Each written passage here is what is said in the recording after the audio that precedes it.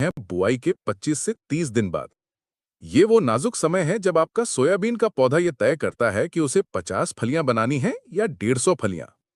अगर इस समय आपने उसे वो दे दिया जो उसे चाहिए, तो यकीन मानिए आपके खेत में फलियों की ऐसी बाढ़ आएगी कि आप गिन नहीं पाएंगे। आप देख रहे हैं किसान मित्र, और आज मैं आपको कोई साधारण खाद नहीं बल्कि एक ऐसा शक्तिशाली स्प्रे कॉम्बिनेशन बताने वाला हूं जिसे अगर आपने बुआई के 25 से 30 दिन के बीच में इस्तेमाल कर लिया, तो आपके पड़ोसी भी आपकी फसल का राज पूछने आएंगे।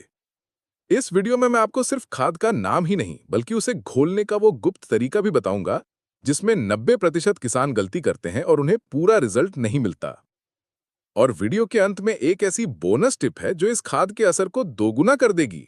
तो चलिए बिना एक सेकंड गवाए शुरू करते हैं। सबसे पहले यह समझिए कि आखिर ये 25 से 30 दिन का समय इतना चमत्कारी क्यों है। देखिए, अभी तक आपका पौधा सिर्फ बड़ा हो रहा था, अपनी पत्तियां और जड़ें बना रहा था। लेकिन अब पौधे के अंदर गियर बदल रहा है। वो वनस्पतिक बढ़वार यानी वेजिटेटिव ग्रोथ से फूल और फली बनाने की अवस्था यानी रिप्रोडक्टिव ग्रोथ की तरफ बढ़ रहा है।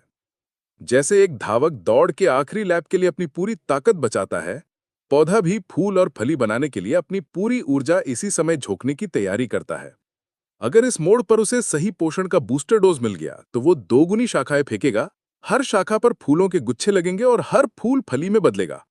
अगर यहां चूक गए तो पौधा कमजोर रह जाएगा और आपकी सारी मेहनत पर पानी फिर जाएगा। तो इस बूस्टर डोज में हमें देना क्या है? अब वो सीक्रेट फॉर्मूला सुनिए जिसे आपको अपनी डायरी में नोट कर लेना है। हमें 4 चीजों का एक घोल तैयार करना है और उसका स्प्रे करना है।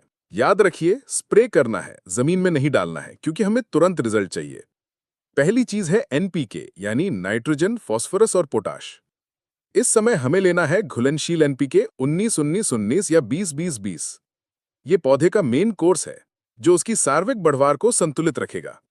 इसकी मात्रा आपको लेनी है 1 किलोग्राम प्रति एकड़ के हिसाब से, जिसे हम लगभग 150 से 200 लीटर पानी में इस्तेमाल करेंगे। अब आती है हमारी दूसरी और बहुत महत्वपूर्ण चीज, सल्फर यानी गंधक। ये सोयाबीन के लिए अमृत समान है। सल्फर ही दाने में तेल की मात्रा और प्रोटीन को बढ़ाता है।